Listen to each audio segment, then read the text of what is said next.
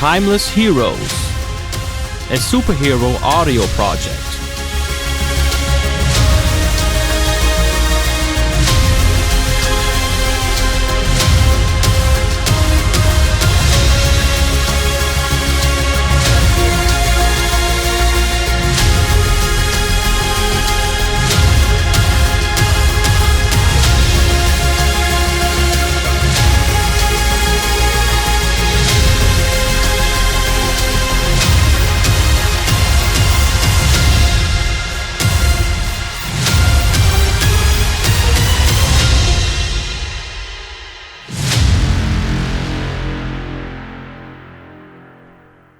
Part 1. The Artifact.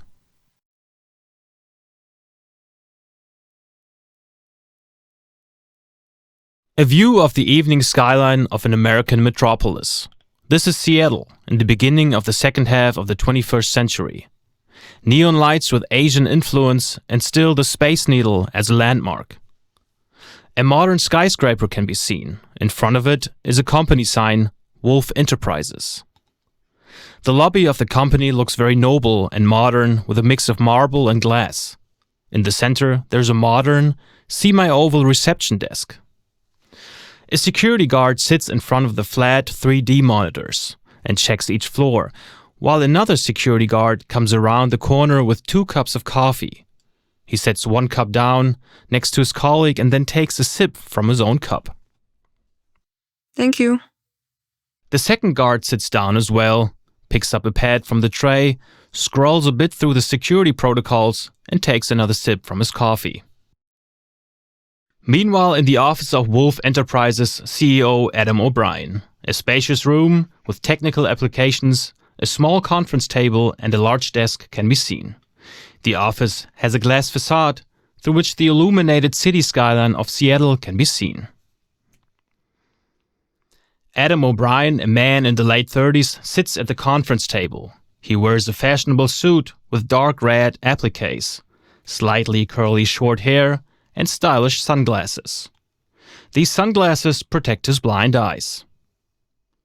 Apparently, O'Brien is talking over a speakerphone. I hope our service met your expectations, Kurosawa-san. The shipment will be sent out as soon as possible. I trust the issue has been resolved. I am optimistic. Thank you on behalf of Inoshiro-san. Arigatou gozaimasu. As always, it's been a pleasure doing business with you. Sayonara, O'Brien-san. A short beep is heard as O'Brien leans back for a moment. Shortly after, Jason, a 14-year-old boy, steps through the door. He is dressed casually and has a pad in his hand. O'Brien gets up from his seat and checks for his briefcase, which is on the conference table. How did the data transfer with the new hypercrystals go? It exceeded our expectations. Very good, Jason. O'Brien nods thankfully. I'm tired. Let's go home. Jason picks up O'Brien's briefcase and makes his way toward the exit door. O'Brien follows him with a certain calm. The light automatically turns off as O'Brien is about to leave the room, and the majestic skyline is reflected in the picture window. O'Brien and Jason come out of the elevator in the entrance area of Wolf Enterprises and walk past the 2 guards. Have a good evening, Mr. O'Brien. Thank you. Same to you. Thank you. Thank you. Both guards make themselves comfortable at the semi-oval reception table. A small television is on, showing the live broadcast of a football game. Hidden from them, a small being called an abnormality sneaks into the foyer as the door is about to close again after O'Brien and Jason walk out. The creature is about 20 centimeters tall, snake-like, and appears to be composed of pieces of flesh. It crawls towards the 2 guards and opens its mouth. Suddenly, a stinger comes out of it and hits one of the 2 guards. As he collapses, the second guard is startled, but before she can react, the abnormality shoots another stinger and the second guard slumps down as well. Her cup of coffee drops on the ground and shatters. The abnormality continues to move forward toward the elevators at the back of the entrance area. Stopping in front one of the elevators, the creature jumps for the switch, whereupon the elevator door opens directly. The abnormality crawls into the elevator and jumps at the button marked 49. The door closes and the elevator goes up. The elevator door opens at the 49th floor and the abnormality moves toward the laboratory on the opposite side. The abnormality stops in front of one of the glass door labeled laboratory and jumps forcefully against the safety glass a few times until it shatters. The creature continues to move and crawls into the laboratory. It passes all sorts of technical equipment, lab tables, and storages. At the end of the lab are several display cases with various treasures from different countries. The abnormality stops in front of one of them. In this display case is a dark blue artifact, about the size of a fist, decorated with unusual, very strange-looking runes. The artifact seems to radiate blue and red from its body. The abnormality opens its mouth again, but now shows a kind of precocious and sprays a vicious liquid which melts the glass of the display case and exposes the artifact. The creature jumps over the shelf and grabs the artifact, puts it in its mouth, and disappears towards the elevator. Later in the evening, O'Brien and Jason enter a high-tech, posh, and not inexpensive furnished house. A small white dog awaits them barking and comes up to Jason. Jason is pleased, bends down to the dog and begins to pet it. Hey, Kenny! Ooh, looks like somebody is happy. The man's best friend. Jason continues to pet Kenny, and after the dog has quieted down a bit, O'Brien, who has taken off his jacket in the meantime, turns to Jason. Are you hungry, Jason? I'll make myself a sandwich. Thanks. The phone rings. O'Brien? Good evening, Mr. O'Brien. It's Miller. Sorry to disturb you so late, but a security alarm went off. Security alarm? What happened? Something was stolen and 2 security guards were found dead. Jason looks up curiously from Kenny to O'Brien. I'll be right there. O'Brien and Jason take off. Kenny follows Jason. At the same time, in front of the art house, the entrance area of this theater in New York's Broadway style can be seen together with a poster of the night's performance. It shows Mara Thunder wearing a burlesque outfit with the headline Mara Thunder in Hard to Win. Inside the dressing room of the art house sits Mara Thunder at a makeup table decorated with a variety of flowers. She is tall, slim, blonde, and attractive. Beside her, Mara looks at a young woman sitting comfortably on the couch. It is Thunder's right-hand man, Elijah. Her dark-colored hair is tied up. She wears a rockin' outfit, as well as a few tattoos and nerd glasses. What's going on, Elijah? Why aren't you looking at the greeting cards? I already know what's written on them. It just takes a couple of minutes. Also, it would be nice if you would take maybe 1 or 2 less pictures then. We still have to be at the embassy at 10 o'clock. Let it be my concern. My fans want me, so they get me. Thunder gets up from her seat. She looks at herself in the mirror, but she's not satisfied. Shit. My style used to be better.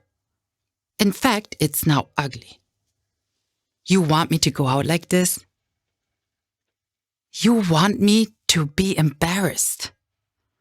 Elijah, what's wrong with you? Thunder's phone rings loudly. Elijah walks over to the table, picks it up, and answers it. She's annoyed. She turns to Thunder. Mr. O'Brien would like to speak with you. In the Marris, a cozy rustic pub, we see Cannon, the bartender, a hulk of a man who hands a bottle of beer to each of the 2 lanky nerds with glasses sitting at a table. Here. Thanks. Thanks. They look over to a table where a somewhat strong, athletically built woman with long, open dark hair is drinking a pint of beer. The woman's name is Bera. I'm telling you, there's something exciting about her. You are the only one who thinks so. Do you remember last time? I'm telling you, it's going to be different with this chick. Please, good luck. I bet you $50. Get the money out already. Both shake hands, then the first nerd stands up and walks toward Bera. He sits down with her. Hi. You're alone as well? You see anyone else here? No. I'm Bernd. And you? Bera. Bera? Unusual, but beautiful. Viking name. Yes, exactly. Viking. Viking? Bera's cell phone rings. She picks up the phone, looks at it in a strange way. Bernd waits first, but then takes the cell phone away from her and answers it. Mr. O'Brien? Bera takes her cell phone back. She stands up quickly. Bernd then realizes that Bera is 2 meters tall while she storms out of the pub. Bera is standing by the road in front of Mary's pub. Thunder drives up dynamically in her red convertible sports car. Bera gets in somewhat clumsy because of her size. Odin salutes. It's about time you get your license. Then I won't always have to pick you up. Thunder speeds off. Bera leans back. Her view wanders to the skyscrapers and into the sky, which fills with clouds. Suddenly, a raindrop hits her face. Ah, Viking weather. No way. As the drops become more, Thunder reaches toward the sky while driving. The rain around the car gets heavier, but within about 5 meters of the car, the sun continues to shine. You and your weather manipulating. Not everything is a blessing from the gods. But a lot of things.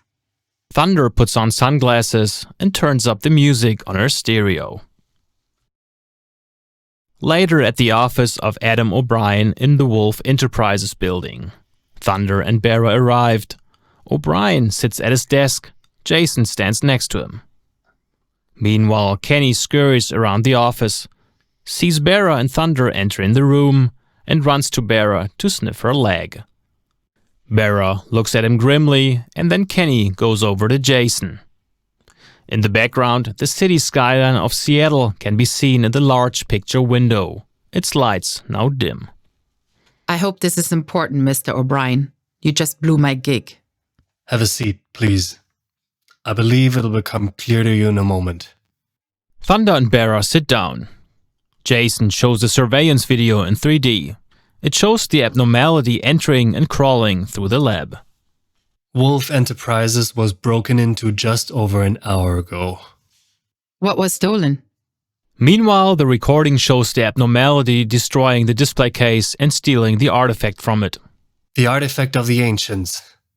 2 guards are dead.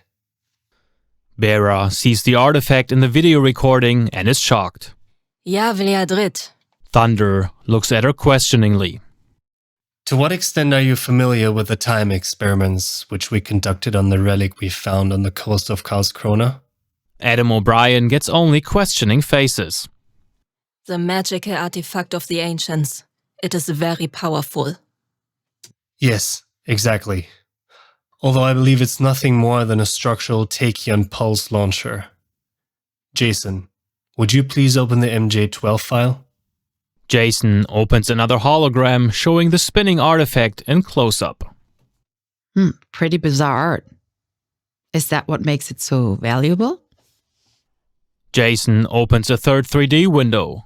The artifact is presented with some data and a cracked drawing. Let me give you a brief explanation. My father, Magnus O'Brien, discovered the artifact during a research expedition. It quickly became clear that what it was supposed to be able to do, it could do. However, it took several failed attempts before it finally worked 4 years ago. A wormhole was created. This wormhole, a break in time, so to speak, brought Bera into our time. Unfortunately, it also changed my life. The wormhole wasn't stable. Instead, it caused problems. O'Brien raises his sunglasses during his last sentence so that everyone could see his blind white eyes and the burn scars around them. Meanwhile, Jason shows several 3D photos, which display the extent of the destruction in the research labs of Wolf Enterprises. Jesus. Bera seems to have recognized the artifact. What can you tell us about the artifact, Bera? Bera nods. She stands up and walks towards the spinning 3D image of the artifact. Natas. If it gets into the wrong hands, then may Odin have mercy on us. Natus? Who or what is Natus? Natas is evil. Primordial evil. I have defeated him before, but it was a victory that required many, far too many sacrifices. To be continued.